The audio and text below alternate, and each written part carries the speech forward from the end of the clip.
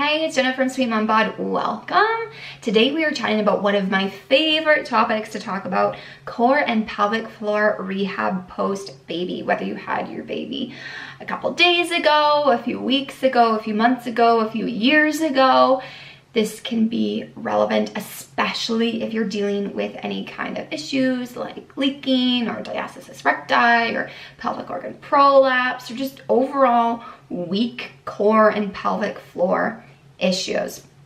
So there's a lot of suggestions out there on how to re-strengthen your core and pelvic floor after having a baby. There's talk about Kegels, there's talk about certain exercises and all these different kinds of things. And for the most part, I agree. Doing certain exercises, maybe even Kegels, can be beneficial for a lot of ladies. But there's a key piece of the puzzle that not a lot of people are talking about, not a lot of moms know about, or they just forget about in the process of trying to strengthen their core and pelvic floor. And that's what I want to dive into today. So let's get into it, shall we? Awesome. So like I said, there's a lot of focus on the engaging, the strengthening, the Kegling your way to a stronger core and pelvic floor. And one of the things that I teach my early postpartum mamas is Julie Weeb's blow before you go strategy, which simply put in a sentence or two is that because the core and pelvic floor muscles have gone through pregnancy, they've gone through birth, they're pretty exhausted. They may not be engaging when they need to in an automatic way. So we want to retrain them. We want to retrain them to engage when they're supposed to. So the blow before you go strategy is all about exhaling and engaging before the hardest part of the exercise. So say for example, take a squat.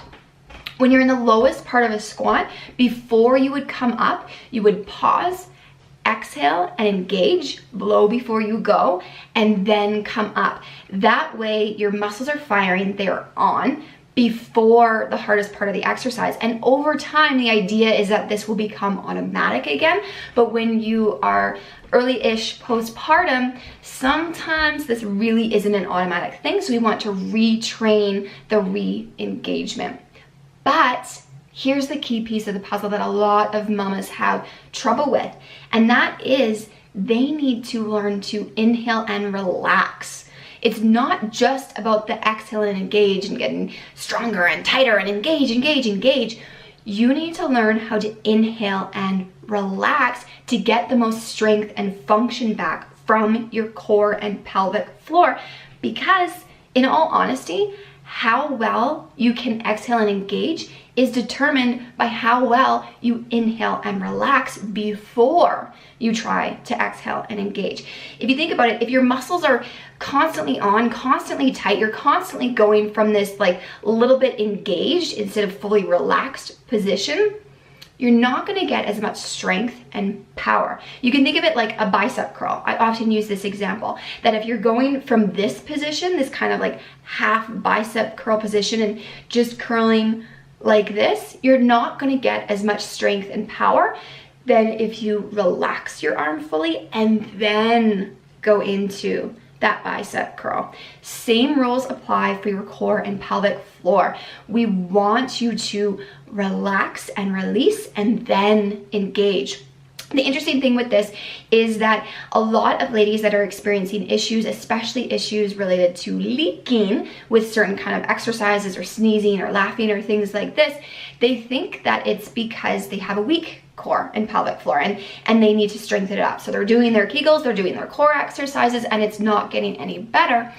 And the real issue could be that you have a too tight pelvic floor. Things are just too tight and your pelvic floor is so exhausted that when you do sneeze, it can't engage and react properly because it's been so wound up all day long that it's just done, and you sneeze and you leak a little bit. And so this is one of the key reasons why it's so important that you learn to relax and release while you're also working on strengthening and maintaining and gaining more function in your core and pelvic floor. So let's teach you some tips, some ways to help relax and release on that inhale so that you can get the most out of that exhale and engage, that blow before you go, or just engagement in those exercises that you're doing. So tip number one is that you want to make sure that when you are breathing in, when you're taking that inhale, you are letting your belly and your ribs relax, come out. So what we want to have happen is as you inhale, you're going to feel your ribs and your belly expand. So you can stick a hand on your ribs and your belly there. You can take a breath in and exhale. And you should feel as you inhale, your hands come out. Let's do another one. Inhale and exhale. Do you feel your hands come out? This is what we want. We want that nice relaxed belly and ribs so we can get that expansion. The diaphragm, the top part of our core, can do what it needs to do to help our core and pelvic floor engage. So tip number one, let that belly and ribs expand. Tip number two, you want to think about your pelvic floor like an elevator. This is Penelope. She's my pelvis. This is Penelope's pelvic floor. Your pelvic floor is like this. It's this strings, kind of hammocky thing of muscles and tissues at the bottom of your pelvis here. And when you inhale, those tissues descend. They relax, they release, they descend. When you exhale, they tighten up and come up a little bit. So you can think of your pelvic floor a little bit like an elevator. When you inhale, it drops down. When you exhale, it comes up a couple floors. Inhale, drops down a couple floors. Exhale, it comes up a couple floors. Using this visualization can help you throughout your inhale to relax and release the pelvic floor. Let it come down those couple floors. And then when you exhale and engage, let it come up a couple floors. So tip number two, treat your pelvic floor like an elevator. Tip number three, it might be helpful to gently, emphasis on gently, not forcefully, imagine that you have something in your vagina and your anus, and as you inhale, you're gently pushing that out. So it's the opposite of a Kegel, right? Where we're acting like we're going to gently squeeze and lift. We want to gently relax and release.